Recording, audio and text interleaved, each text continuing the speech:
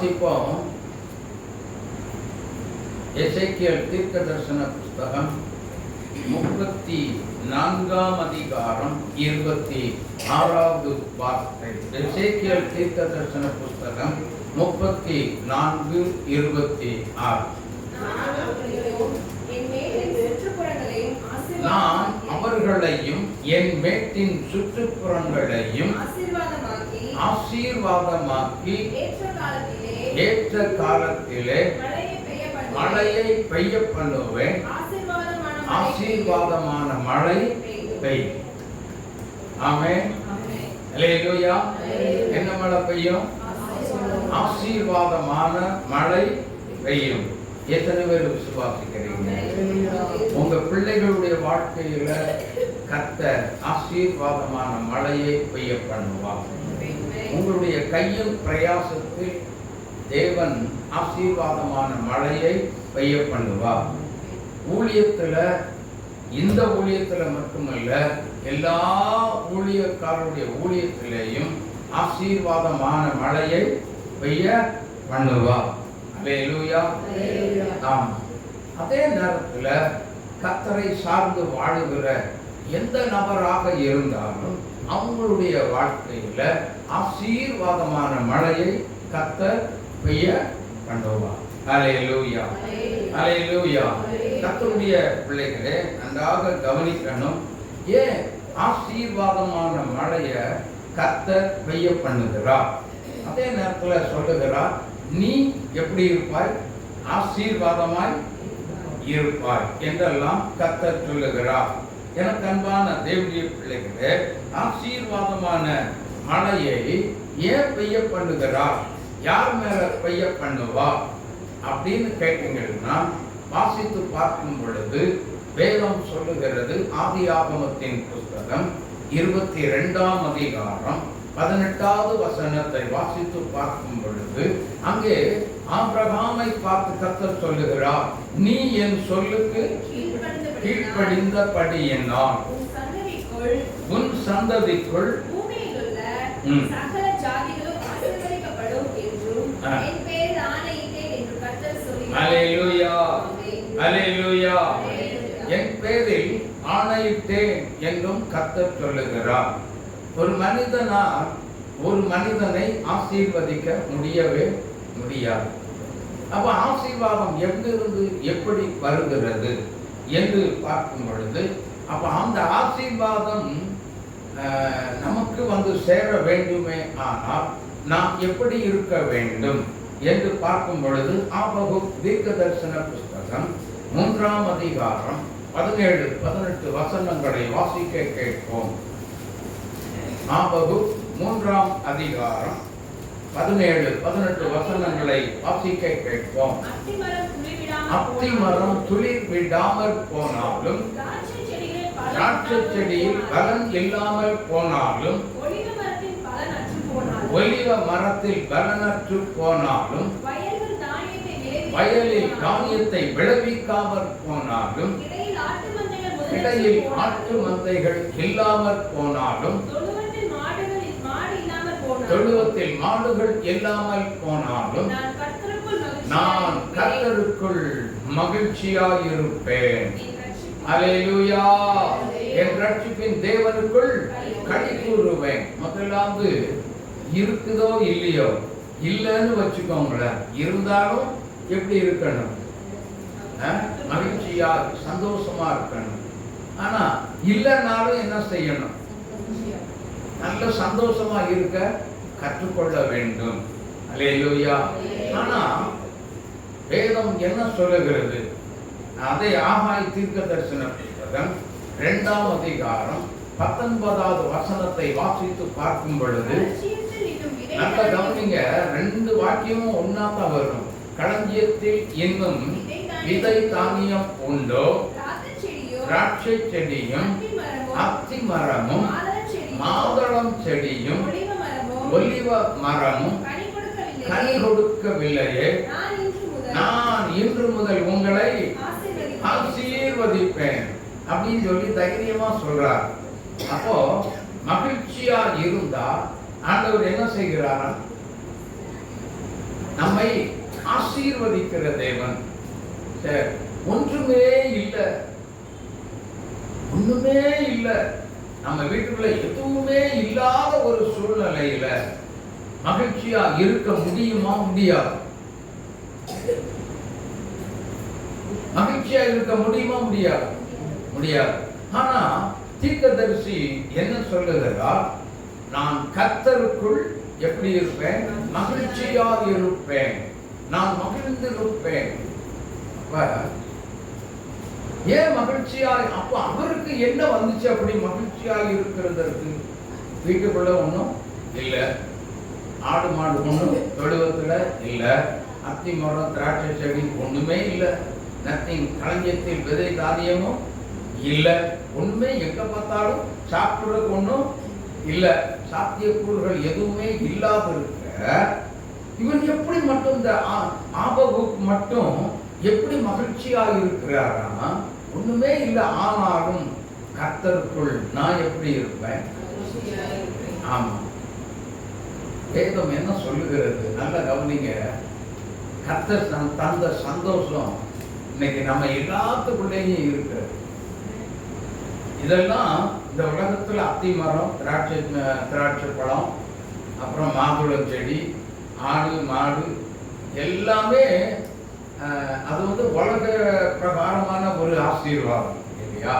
ஆனா இந்த உலக பிரகாரமான ஆசீர்வாதம் இல்லாவிட்டாலும் நமக்குள் தேவனாகிய கர்த்தர் இன்னொரு ஆசீர்வாதத்தை நமக்குள்ளே வைத்து விட்டார். அது என்ன ஆசீர்வாதம் அப்படின்னு கேட்டீங்கன்னா, வாசிப்போம். எபேசியர் 1:3.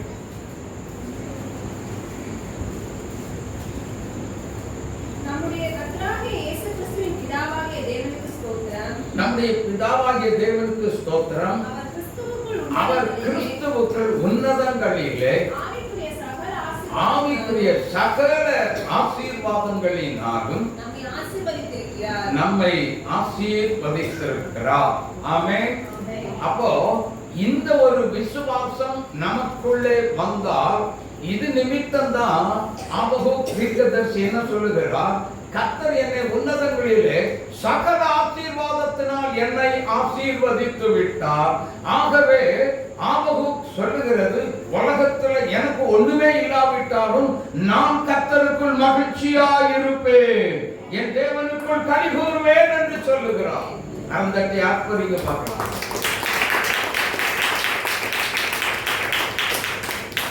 அல்லேலூயா. உன்னதமான ஒரு ஆசீர்வாதம் எங்க உலகத்துல எங்க தேடினாலும் கிடைக்கவே கிடைக்காது. ஆமென். ஆனா உன்னதமான ஆசீர்வாதங்களினால் நம்மை ஆண்டவர் ஆசீர்வதிப்பதற்கு நாம் செய்ய வேண்டிய முதல் காரியம் கீழ்ப்படிந்திருக்க வேண்டும். ஆமென்.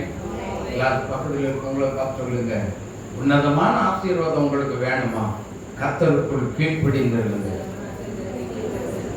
கர்த்தருடைய வசனத்துக்கு கீழ்ப்படிங்க.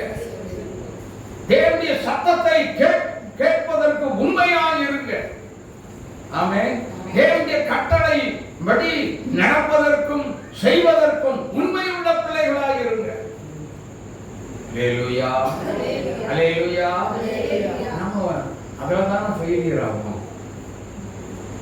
கட்டளை என்ன செய்வோம் தெரியுமா? ஓய்வு நாளை பரிசுத்தமாய் ஆசரிக்க நினைப்பாயாக. அதிலே நீ ஆனாலும் சொல்லுங்க, தெரியுங்களா?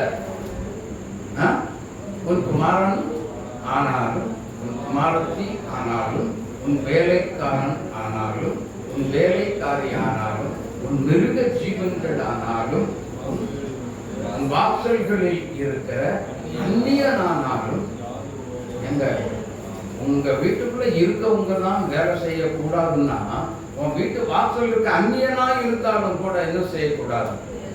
வேலை செய்ய கூடாது. ஆனா 2 ஆராதனை இருக்கு. ஒரு ஆராதனைக்கு மட்டும் யாரும் வருத்தப்படாதீங்க, ஒரு ஆராதனைக்கு மட்டும் போலாம். அதுக்கப்புறம் என்ன செய்யணும்? ஒரு ஆராதனை பத்தாதா? ஒரே ஒரு ஆராதனை போதாதா? யோசித்து பாருங்க. கொஞ்சம் சிந்திச்சு பாருங்க. அப்போ ஒரு ஆராதனை நேரத்துல எங்க போறோம்? வேலை வேலை வேலை.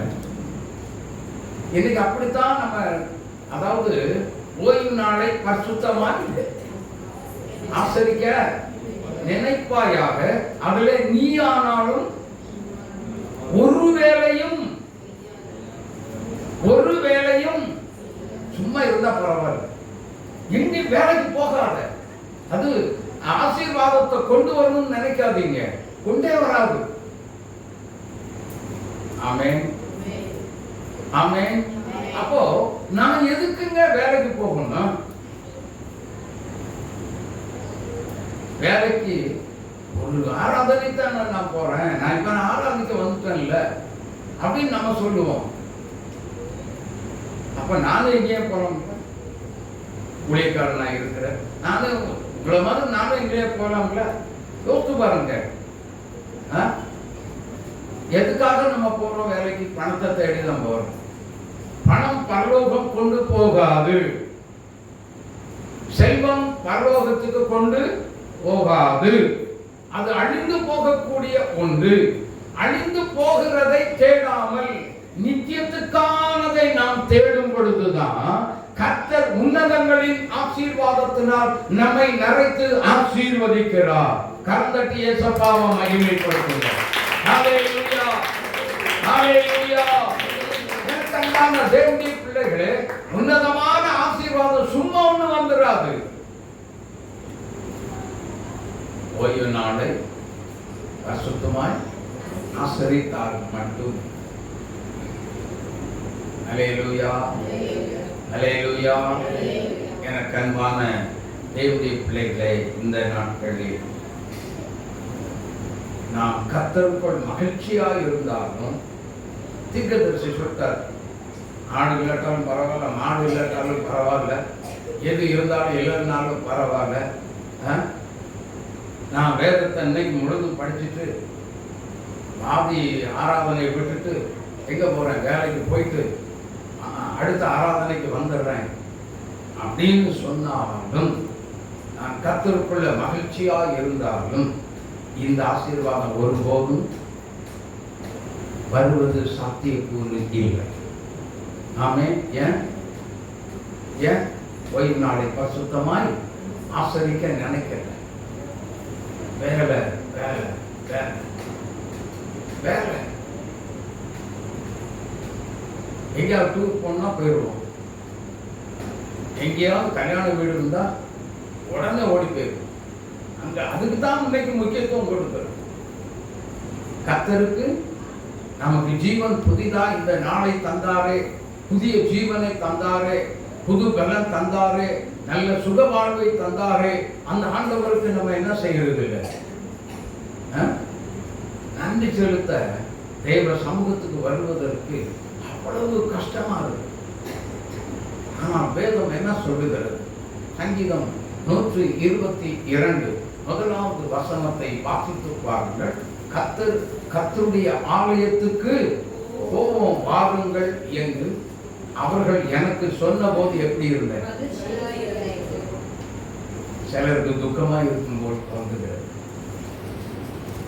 அப்படிப்பட்டவர்களை கர்த்தர் மன்னிப்பாரா? ஆமென் ஆமென் ஆமென். துக்கமாக இருக்க வேண்டாம். எப்படா அழைத்திருப்போம், எப்போ ஞாயிற்றுக்கிழமை வரும்? காத்திருந்து தேவ சமூகத்துல காத்திருந்து ஜெபிக்க ஜெபிக்க இப்படிப்பட்ட இல்லாத இடத்துல கர்த்தர் ஆசீர்வாதங்களை உங்களுக்காக உருவாக்கி தந்து உங்களை இந்த உலகத்தில் கோடாகோடியாக நிச்சயமா வேதம் சொல்லுகிறது. எபிரேயர் 6:14 என்ன சொல்லுகிறது? வாசித்து பாருங்கள். ஆபிரகாமை ஆசீர்வதித்த அதே ஆசீர்வாதத்தினால் இன்றைக்கும் அவர் ஆசீர்வதிக்க உண்மையுள்ள தேவனாக இருக்கிறார். கட்டளைக்கு கீழ்ப்படி. கர்த்தருடைய பரிசுத்தமான கட்டளைக்கு என்ன செய்? கீழ்ப்படி. கீழ்ப்படிதல் இல்லை. அதனால்தான் இன்னைக்கு ஆண்டவரே ஆசீர்வதிங்க, என் பிள்ளைய ஆசீர்வதிங்க, என் மனைவி பிள்ளைகள் எல்லாம் ஆசீர்வதிங்க. அப்படின்னு சொல்லி கெஞ்சிருக்கு. காரணம் என்னன்னா, கீழ்ப்படிதல் ஜனம் விசுவாசிகளிடத்தில் இல்லாதபடினால் ஆண்டவர்கிட்ட போய் கெஞ்சிட்டு உட்கார்ந்துட்டு இருக்கிறோம். ஆண்டவர் சொன்னதை செய்தால், கீழ்ப்படிந்தால் ஆண்டவர்கிட்ட போய் ஆசீர்வாதத்தை கேட்க வேண்டிய அவசியமே இல்லை. நீங்க கேட்காம நல்லா புரிஞ்சுக்கோங்க. சாலமோன் என்ன கேட்டாரு? ஆண்டவரே, இந்த ஜனங்களை ஆளுகை செய்ய ஞானத்தை தாருன்னு தான் கேட்டார். ஆனா கர்த்தர் என்ன பண்ணார்? ஞானத்தையும் கொடுத்து கேளாத ஐஸ்வர்யத்தை எல்லாத்தையும் கர்த்தர் கொடுத்து ஆளுகை செய்கிற ஒரு ஆளுகையின் அதிகாரத்தையும் கர்த்தர் கொடுத்து வச்சுட்டார். Praise the Lord. அப்படிப்பட்ட ஒரு அதிகாரம், ஒரு அத்தாரிட்டிய அந்த சாலமோனுக்கு கொடுத்து வச்சு விட்டார். யோசித்து பாருங்க, கொஞ்சம் சிந்திச்சு பாருங்களேன்.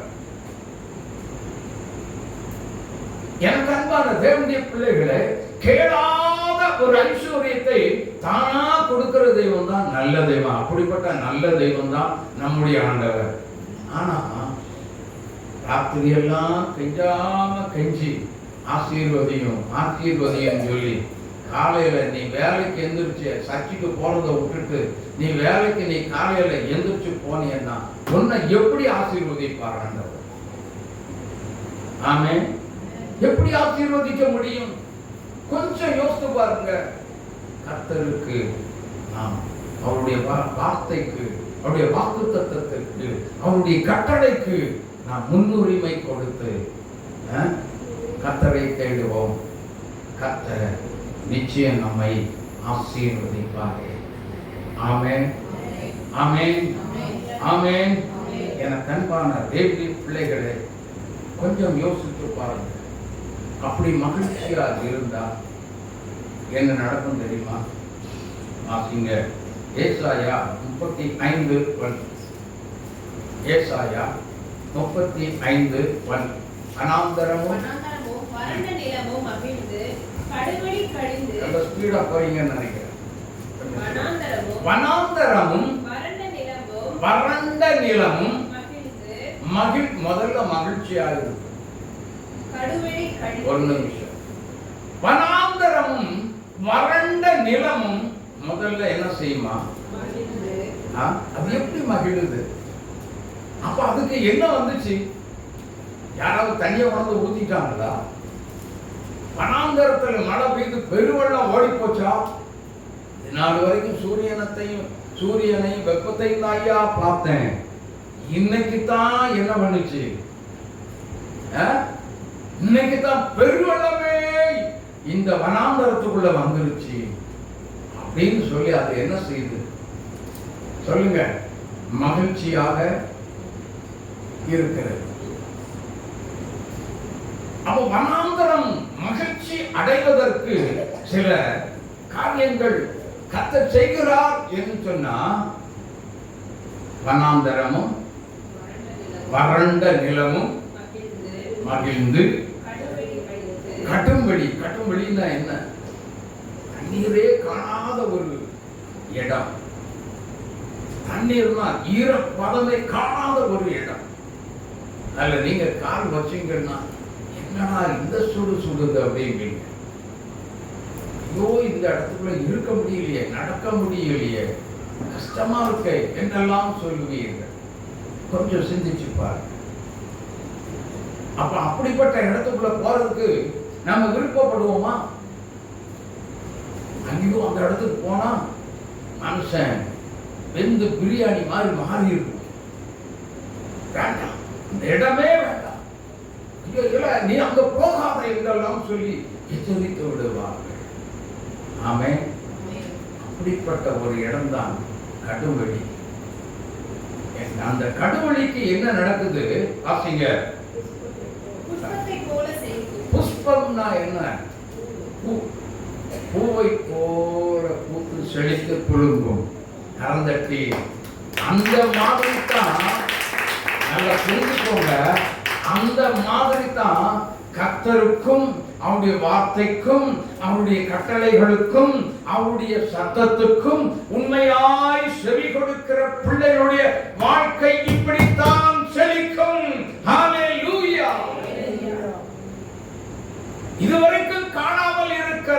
கடுவழியை போல நீ வாழ்ந்து கொண்டிருக்கலாம், வனாந்தரமான ஒரு வாழ்க்கையிலே நான் வாழ்ந்து கொண்டிருக்கிறேன் என்று சொல்லலாம். ஆனால் வனாந்தரமும் வறண்ட நிலமும் கடுவழியும் புஷ்பத்தை போல் செழிக்கும். செழிக்கும் அப்படின்னா என்ன செழிக்கும்? என்னைக்கு இல்ல, இப்பவே செழித்து விட்டது. ஆமென். உங்க வாழ்க்கையில வறண்டு போன ஒரு வாழ்க்கையில, வறண்டு போன உங்களுடைய பிள்ளைகளுடைய வாழ்க்கையில, வறண்டு போன உங்களுடைய கையின் பிரயாசமாகிய தொழில்ல தேவன் இன்னைக்கு இப்போ இந்த நொடியில தேவன் ஒன்றுமில்லாத இடத்துல கர்த்தர் வறட்சிய செழிப்பான இடமா மாத்துகிறார். வறண்ட நிலம், கடுவெளி, புஷ்பத்தை போல் நல்ல அழகான ஊட்டி. இந்த சைடு போய் பாருங்க, கலர் கலரா, மஞ்சளா, ஒயிட்டா, ப்ளூவா, பிங்க் கலர்ல எல்லாம் விதவிதமான பூக்களை பார்க்கலாம். பார்த்தா என்ன சொல்றது, என்ன அழகாக இருக்கு இறைவனுடைய படைப்பு, இறைவனுடைய இயற்கையின் படைப்பு எப்படி இருக்கு, என்ன ஒரு ஆனந்தம், பார்ப்பதற்கு அவ்வளவு அழகாக இருக்கு. அதே போலத்தான் புஷ்பத்தை போல் அவ்வளவு பியூட்டிஃபுல்லா நம்முடைய வாழ்க்கையை கர்த்தர் செழிக்க வைக்கிறார். ஹல்லேலூயா. ஒருவர் நம்மை பார்க்கும் பொழுது என்ன அழகு, என்ன அழகு. ஹல்லேலூயா, ஹல்லேலூயா. தேவன் அவ்வளவு அழகாக தன்னுடைய மனவாட்டியாக இருக்கிற திருச்சபையாகிய உங்களையும் என்னையும் கர்த்தர் அவ்வளவு அழகுபடுத்தி செழிப்பாக மற்றவர்கள் தூர இடத்திலிருந்து பார்க்கும்போது என்ன அழகாக இருக்கும். இந்த ஆசீர்வாதத்தை விட்டுட்டு நீ கர்த்தர் வேண்டாம், எனக்கு பணம் தான் வேணும் சொல்லி ஓடுனீன்னா எவ்வளவு பெரிய ஒரு இழப்பு என்பதை மறந்து போகாதீர்கள். எவ்வளவு பெரிய இழப்பு. இப்படிப்பட்ட ஒரு செழிப்பான ஒரு கடுவெளி புஷ்பத்தை போல் அழகுள்ள பியூட்டிஃபுல் ஒரு புஷ்பத்தை போல் செழிப்பான ஒரு வாழ்க்கை எனக்கு வேண்டாம் என்று நீ உதறிவிட்டு போவாயானால், கர்த்தருடைய கட்டளைக்கு கீழ்ப்படியாமல் போவாயானால், தேவனுடைய சத்தத்துக்கு கீழ்ப்படியாமல் போவாயானால், கர்த்தருடைய வாக்குத்தத்தத்தை உதாசீனம் பண்ணிவிட்டு நீ போவாயானால் உன் வாழ்க்கை பரிதாபமா இருக்கும். இப்படிப்பட்ட செழிப்பை ஒருபோதும் பார்க்கவே முடியாது. ஆமென். பார்க்க முடியும் நினைக்காதீங்க, கனவு கூட கண்டாதீங்க. ஓய்வு நாள் பரிசுத்தமான நாள்.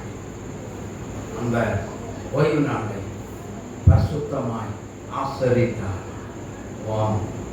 வறண்ட நிலம் செழிப்பாக புஷ்பத்தை போல் கடுவெளி புஷ்பத்தை போல் செழிக்கும். போதிக்கிற நான் அல்ல, இயேசுவே அதை செய்கிறது. ஹல்லேலூயா, ஹல்லேலூயா. ஆகவே யாருமே என்ன செய்யாதீங்க, இதுக்கெல்லாம் போய் இயேசுநாதர்கிட்ட போய் ஆசீர்வதிங்க ஆசீர்வதிங்க. நம்ம ஒண்ணுமே செய்யாம கீழ்ப்படியாம எங்களை ஆசீர்வதி, என் மந்தையை பெருக வைங்க, தொழில ஆடு நிறைய குட்டி போடணும், அது பெருகிட்டே இருக்கணும், ஆசீர்வாதம் வந்துடாது. நீங்க கேட்காமலேயே கர்த்தர் ஆசீர்வதிக்கிற தேவன், அவர் அப்படிப்பட்ட தெய்வத்தை தான் நம்ம ஆராதிச்சுட்டு இருக்கிறோம். நீங்க கேட்க வேண்டிய அவசியமே கிடையாது. என் பிள்ளையை ஆசீர்வதிக்க, என்னைய ஆசீர்வதிக்க, என் தொழிலா நீங்க கேட்கவே வேண்டாங்க.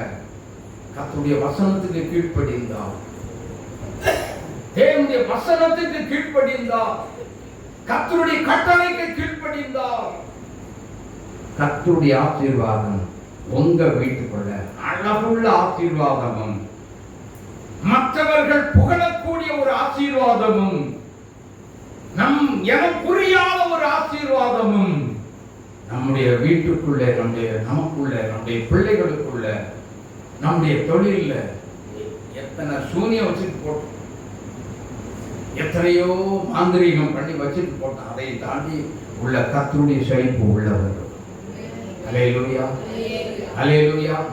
இது எத்தனை பேர் விசுவாசிக்கிறீங்க? கரங்களை உயர்த்தி அல்லேலூயா.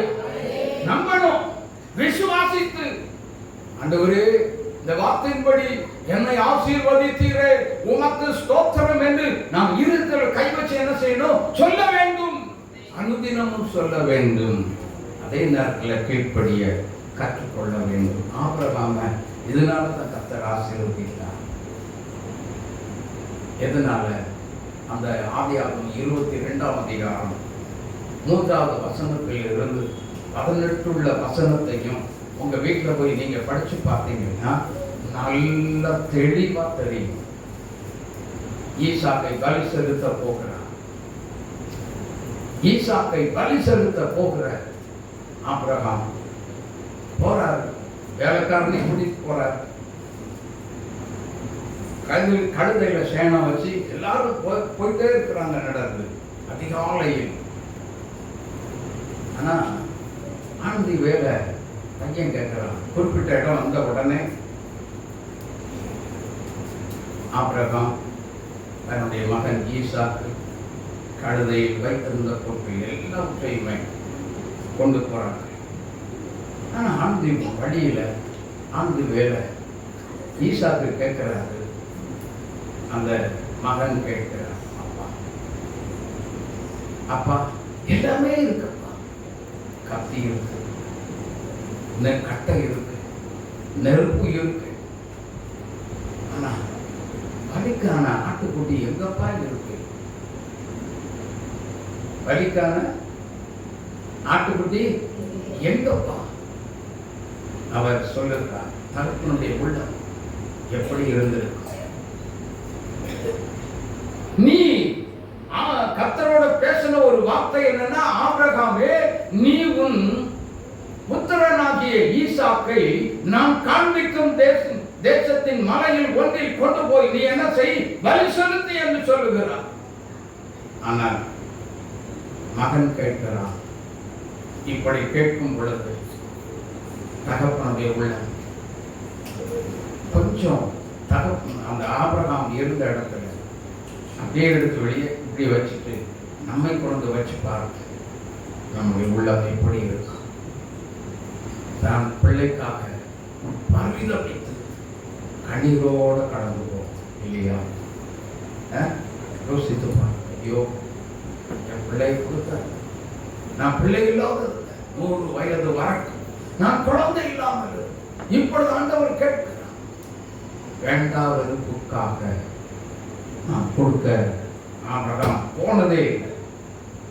ஆமென். வேண்டாம் வெறுப்புக்காக ஆபிரகாம் போனதே இல்லை. அப்ப எப்படி போனார்? என் ஆண்டவர் சொல்லிவிட்டார், என் எஜமான் சொல்லிவிட்டார், நான் என்ன செய்கிறேன்? அவர் தந்து விடுவார். அல்லது மரித்தோரி செத்து போனவங்கள் எல்லாம் ஈரோடு எழுப்புற கர்த்தரைத்தான் நான் விசுவாசித்து நான் ஆராதிக்கிறேன். ஆமென். இதே வார்த்தை எபிரேயர் 11ஆம் அதிகாரத்தில் இருக்கிறது. மரித்தோரிலிருந்து 10வது வசனத்துக்கு கீழே நீங்க 10, 11 படிச்சு பார்த்தீங்கன்னா தெரியும் நினைக்கிறேன். மரித்தோரிலிருந்து திரும்ப ஈசாக்கை பாவனையாக பெற்றுக்கொண்டார். 19வது வசனம். அல்லேலூயா.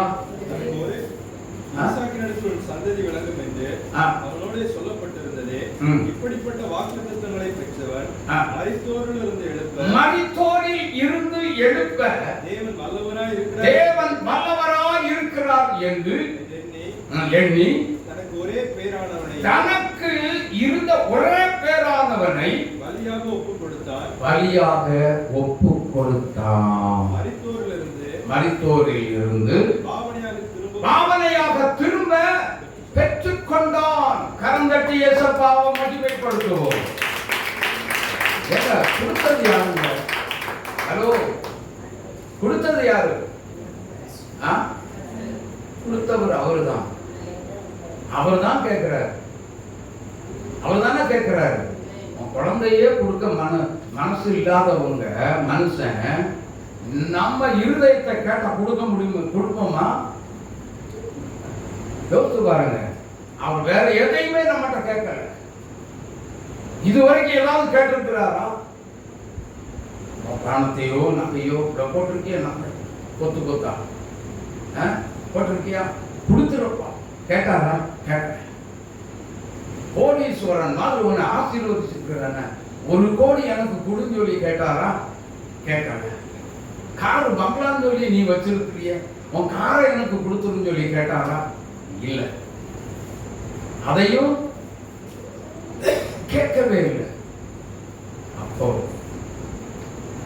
நல்ல வசதி வாய்ப்போ உன் பிள்ளைகள் இருக்காங்க, உன் பிள்ளைகளையாவது கொடு அப்படின்னு சொல்லி கேட்டாரா? என்கிட்டையும் உங்ககிட்டையும் யார்கிட்டயாவது கேட்டாரா? சொல்லுங்க. அப்போ வேற ஒன்னே ஒன்று கேட்டார். மகனே, உன் இருதயத்தை எனக்கு அதை நான் தங்க வேண்டும், அதை நான் தங்க வேண்டும். லூக்கா 19ஆம் அதிகாரத்தில் 10வது வசனத்தில் இழந்து போனதை தேடவும், அதுதானா வாசி?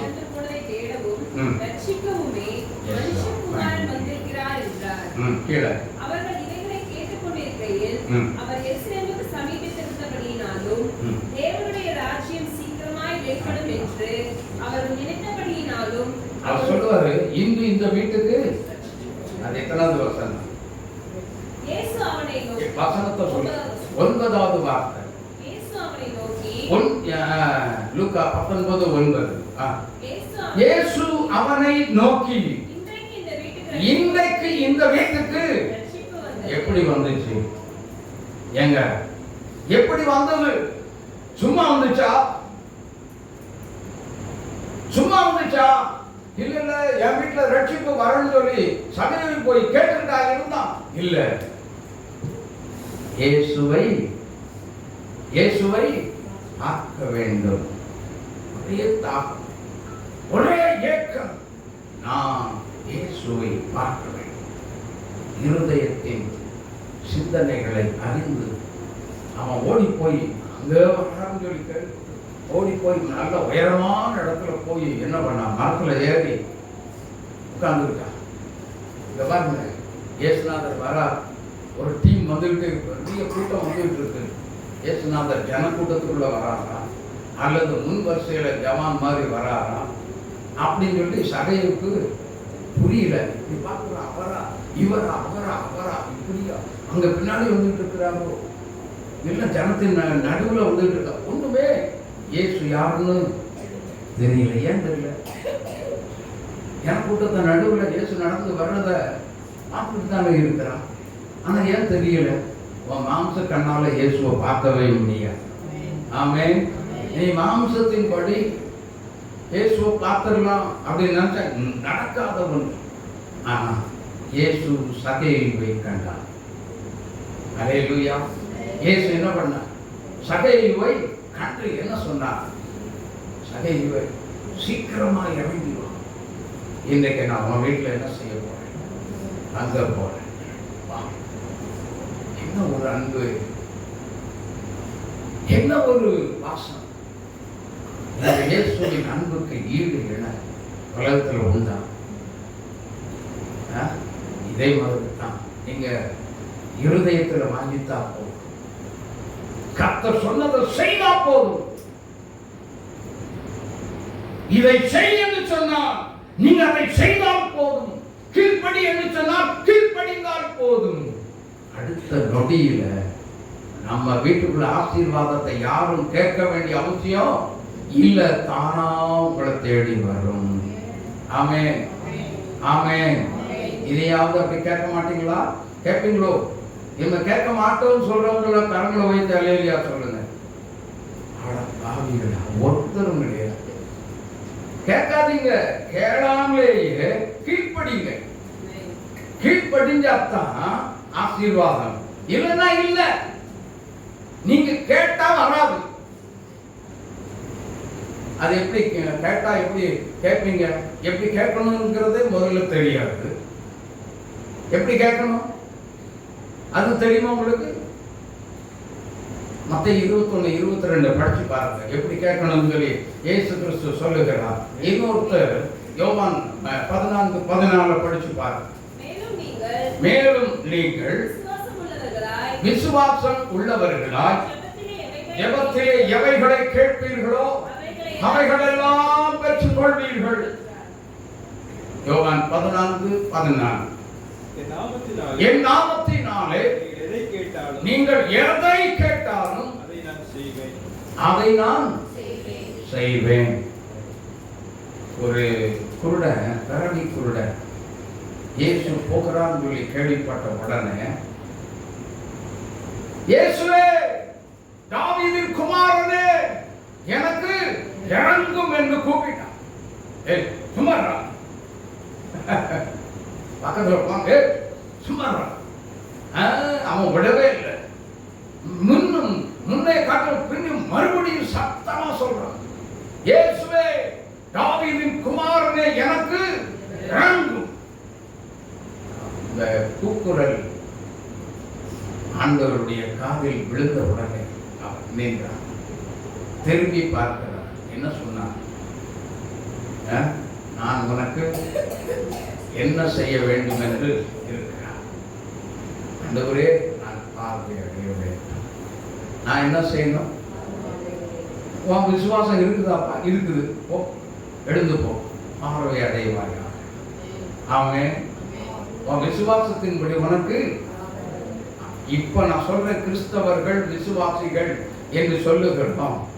விசுவாசத்தோடு ஜெபம் பண்ணி பாருங்க, ஆட்டோமேட்டிக்கா தானா உங்க வீட்டுக்குள்ள ஆசீர்வாதம் வரும். Praise the Lord, praise the Lord. நீ கேட்க போராட வேண்டிய அவசியம் இல்லை. என் வீட்டுக்குள்ள வந்துருச்சு, நான் இதை நம்புறேன், நான் இதை விசுவாசிக்கிறேன் என்று சொல்லி நீங்க கேட்டால் அந்த விசுவாசத்தின் அடிப்படையில் தேவன் உங்களுக்கு கொடுக்க வேண்டிய ஆசீர்வாதத்தை கர்த்தர் கொடுத்து நிரப்பி வச்சிருவா. அந்த ஆசீர்வாதம் உங்க வீட்டுக்குள்ள எப்படி வந்துச்சுன்னு உங்களுக்கே தெரியாது. Praise the Lord, praise the Lord. ஆனா ஒண்ணு மட்டும் சொல்றேன், உலக ஆசீர்வாதம் ஒரு நாள் பரவத்துக்கு போகாது, உங்களை கொண்டே போகாது. அதை நம்பி என்ன செய்யாதீங்க, ஏமாந்து போயிடாதீங்க. இதுதான் ஆண்டவர் கொடுத்த ஆசீர்வாதம். உலக பிரகாரமாகவும் கொடுப்பாரு, அதே நேரத்தில் ஆவிக்குரிய உன்னதமான ஆசீர்வாதம் தான் மெயின். ஆமென். அதைத்தான் நீங்க பற்றி கொள்ள வேண்டும், அதைத்தான் நம்ம இறுக்கி பிடித்து கொள்ள வேண்டும். அந்த உன்னதமான ஆசீர்வாதம் என்னன்னு கேட்டீங்கன்னா ஆவிக்குரிய அதிகாரம், ஆவிக்குரிய கிருபைகள். லூக்கா எழுதின சுவிசேஷம் 9ஆம் அதிகாரம் 1வது வசனம். மத்தேயு 10:1. அவர் தம்முடைய 12 சீஷர்களையும் வரவழைத்து சகல பிசாசுகளையும் துரத்தவும், சகல பிசாசுகளை துரத்தவும், வியாதி உள்ளவர்களை குணமாக்கவும் அவர்களுக்கு வல்லமையும் அதிகாரத்தையும் கொடுத்தார். அதை 10:1 இதே வசனம் தான். தம்முடைய 12 சீஷர்களையும் தம்மிடத்தில் வரவழைத்து அசுத்த ஆவிகளை துரத்தவும், சகல வியாதிகளை குணமாக்கவும், சகல நோய்களையும் நீக்கவும். பார்த்தீங்களா, நோயின் மேலே உங்களுக்கு அதிகாரம் கர்த்தர் கொடுத்திருக்கிறார். ஏங்க, ஏன் நோயின் மேல கொடுத்தாரு? நம்ம தெரிஞ்சா நம்ம ஏங்க இப்படி இருக்கிறோம்? அப்படிதானா? ஏன் நோயின் மேல அதிகாரத்தை கொடுத்தா அப்படின்னா, மத்தேயு 9ஆம் அதிகாரத்துல இருக்கு. 1லிருந்து நீங்க படிச்சு பார்த்தீங்கன்னா தெளிவாக தெரியும். அப்பொழுது அவர் படவில் ஏறி இக்கரைப்பட்டு தம்முடைய பட்டணத்திற்கு வந்தார். அங்கே படுக்கையிலே கிடந்த ஒரு திமிர்வாதக்காரன் 21 வசனத்தை வாசிங்க. நான் அவருடைய வஸ்திரத்தையாகிலும் தொட்டால் 20:21. அப்பொழுது 12 வருஷமாய் பெரும்பாடுள்ள ஸ்திரீ நான் அவருடைய வஸ்திரத்தையாகிலும் தொட்டால் சொஸ்தமாவேன், குணமாவேன் என்று சொல்லி தன் உள்ளத்தில் எண்ணிக்கொண்டு பின்னாக வந்து வஸ்திரத்தின் ஓரத்தை தொட்டார். இந்த சம்பவத்தை மார்க் 5ஆம் அதிகாரத்தில் இருக்கு. அதுல கொஞ்சம் விவரமா இருக்கு. எப்படின்னா, அநேக வைத்தியர்களால் வருத்தப்படுத்தப்பட்டும் சற்றாயிலும் குணமடையாமல் அப்படின்னு சொல்லி இருக்கு. அப்போ நல்ல கவனிங்க, கர்த்தர் கொடுக்கிற ஆசீர்வாதம் எப்படிப்பட்டது? நோயினால் நம்ம செலவழிச்சு ஆஸ்தி எல்லாத்தையும் வித்தாச்சு, சொத்து சொகம் எல்லாமே வியாதிக்குன்னே சம்பாதிச்சது எல்லாமே வியாதிக்காகவே ஓடி போச்சு. இனி செலவழிக்கிறதுக்கு என்ன இருக்கு? ஒண்ணுமே இல்ல. இப்ப ஆசீர்வாதத்தை, உலக ஆசீர்வாதம் அழிஞ்சே போச்சு. ஆனா வியாதி அழியல, வியாதி மறையல. அப்போ ஓடி ஓடி ஓடி ஓடி ஞாயிற்றுக்கிழமை ஓடுற, ஓடி ஓடி சம்பாதிச்சு அது என்ன ஆக போகிறது? இப்ப சொல்லுங்க, என்ன ஆக போகிறது? அழியத்தான் போகிறது. அழிந்து போகிறதுக்கா இப்படி நீ ஓடுற? யோசித்து பாருங்கள். மறைந்து போகக்கூடிய ஒன்றுக்கு நீங்க கிரியை நடப்பிக்காதீங்க. ஆமே. அழியாத நித்தியமான, நித்தியமா நமக்குள்ளே இன்றும் என்றும் இருக்கக்கூடிய எல்லா ஆசீர்வாதம் என்னன்னா, ஆவிக்குரிய உன்னதமான ஆசீர்வாதம், அவருடைய கிருபைகள், அவருடைய ஆவிக்குரிய கனிகள், ஆவிக்குரிய வரங்கள் எல்லாமே அவர் நமக்குன்னு கொடுக்கப்பட்ட சில கிருபைகள் இருக்கு, வரங்கள், அதிகாரங்கள். ஆனா ஒண்ணு மட்டும் சொல்றேன், இந்த வரங்களை நீங்க கேட்டு வாங்கி பெற்றுக்கொள்ளலாம். ஆவிக்குரிய கனி இல்லாம அந்த வரங்கள் வேலையை செய்ய அதை தெரிந்து கொள்ளுங்க. ஆகவே இப்படிப்பட்ட ஒரு உன்னதமான ஆசீர்வாதத்தை கர்த்தர் நம்ம எல்லாருக்கும் தந்து, கர்த்தர் நம்ம எல்லாருக்கும் தந்து என்ன செய்வார்? வனாந்தரமும் மகிழ்ந்து கடுவழி அழித்து போல் மிகுதியாய் செழிக்கும். ஆமென். எப்படி மிகுதியா? மிகுதி அப்படிங்கிறதுக்கு ஒரு கண்ட்ரோலே இல்லை, ஒரு லிமிட்டடே இல்லை. ஆமென். அப்படி செழிக்கும் பொழுது உபாகமம் 15:10 15:10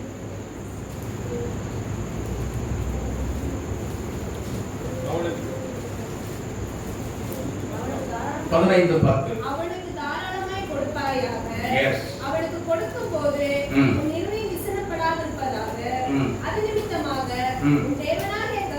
உன் தேவனாகிய கர்த்தர் உன் எல்லா கிரியைகளிலேயும் நீ கையிட்டு செய்யும் எல்லா வேலைகளிலேயும் உன்னை ஆசீர்வதிப்பார். எப்படி ஆசீர்வதிப்பார் அப்படின்னா, அந்த ஆசீர்வாதத்துல என்ன வரும் அப்படின்னா, உபாகமம் 28:12 ஏற்ற காலத்தில் உன் தேசத்தில் மழை பெய்யவும் நீ கையிட்டு செய்யும் வேலைகள் எல்லாவற்றையும் ஆசீர்வதிக்கவும் கர்த்தர் உனக்கு நல்ல பொக்கிஷசாலையாகிய வானத்தை திறப்பார். நீ அநேக ஜாதிகளுக்கு என்ன செய்வாய்? கடன் கொடுப்பாய். நீயோ கடனாளிங்கிற பேரு உனக்கு அழியும். கர்த்தர் அழிய வைப்பார். எத்தனை பேர் இத நம்புறீங்க, விசுவாசிக்கிறீங்க? நீங்க கடனாளி இல்ல. கர்த்தருக்கு கீழ்ப்படிந்தால் கடனாளி இல்ல. உன் வீட்டுக்குள்ள ஆசீர்வாதமான மழை பெய்யும். உன் கை பிரயாசங்களை ஆசீர்வதிக்கும்படி கர்த்தர் உன்னை வானத்தின் பனியினால் உன்னை நிறைத்து ஆசீர்வதித்து என்ன செய்வார்? உன் கையின் பிரயாசங்களை ஆசீர்வதித்து மழையை பெய்ய பண்ணுவார். ஆசீர்வாதமான மழை சோவர் சாப்பிட தசை.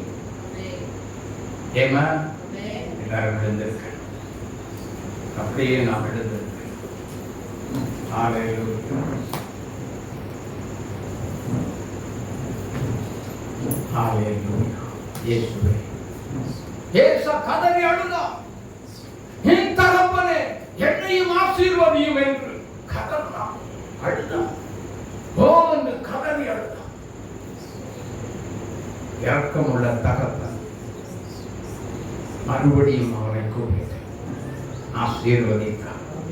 அதே ஆசீர்வாதம் ஆண்டவர்கிட்ட கேட்கும் பொழுது என்னையும் ஆசீர்வதி இயேசுவே, என்னையும் ஆசீர்வதியும் என்று ஆண்டவரிடத்துல இப்பொழுது நம்ம கேட்கணும். ஏசா கேட்டது போல நாம் கேட்கும் பொழுது கர்த்தர் கட்டாயம் ஆசீர்வதிப்பார். எல்லாம் வாயை திறந்து கேட்கலாம். விசுவாசத்தோடு விசுவாசத்தோடு விசுவாசத்தோடு எனக்கு இந்த ஆசீர்வாதம் இல்லை, எனக்கு இந்த ஆசீர்வாதம் இல்லை. உலக ஆசீர்வாதம் எப்போ ஓடியே போய்விடும். உலக ஆசீர்வாதம் மறைந்து போய்விடும். தேவன் தந்த ஆசீர்வாதம் ஒரு நாளும் மறையாது, ஒரு நாளும் மறைந்து போகாது. என்னை ஆசீர்வதி என்று ஆண்டவரிடத்தில் கேட்கலாம்.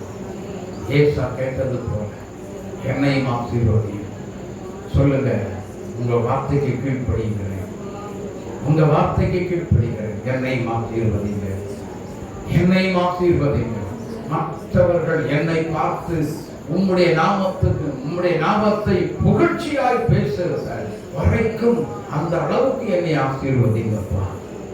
அப்படி ஆசீர்வதிங்க.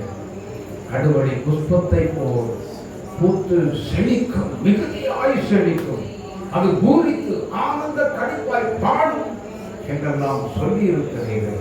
அப்படி என்ன பாட வைங்க, அப்படி என்ன பாட வைத்து என்னை ஆசீர்வதிங்க என்று கேட்கலாம். ஹalleluya, ஹalleluya, ஹalleluya. Thank you Jesus. நன்றி இயேசுவா, நன்றி இயேசுவா. இப்பொழுது கர்த்தர் தம்முடைய கரத்தை நீட்டி ஒவ்வொரு பிள்ளைகளையும் ஆசீர்வதிக்கிறத பார்க்கிறேன், ஆசீர்வதிக்கிறத பார்க்கிறேன். என்னை ஆசீர்வதின்னு கேட்கிற பிள்ளைகளுக்கு அவங்க உங்க வீடு தானாக இனி செழிக்கும். ஹalleluya. ஆவிக்குரிய உன்னதமான ஆசீர்வாதத்தினால் ஒவ்வொருவரை நிரப்புகிறதை பார்க்கிறேன். கர்த்தருடைய மகிமை இறங்கி வருகிறதுக்காக உமக்கு நன்றி. ஆண்டவருடைய ஆசீர்வாதம் இறங்கி விட்டதுக்காக உமக்கு நன்றி. இப்பொழுது ஆசீர்வதியும் இயேசுவின் நாமத்தில். ஆண்டவரே நீர் மகிமை கொடுவீராக. தேவ கரத்தில் அர்ப்பணித்து ஜெபிக்கிறோம். இயேசு கிறிஸ்துவின் நாமத்தில் ஜெபித்தால் ஜெபம் கேளுங்கள் நல்ல பிதா. ஆமென், ஆமென், ஆமென்.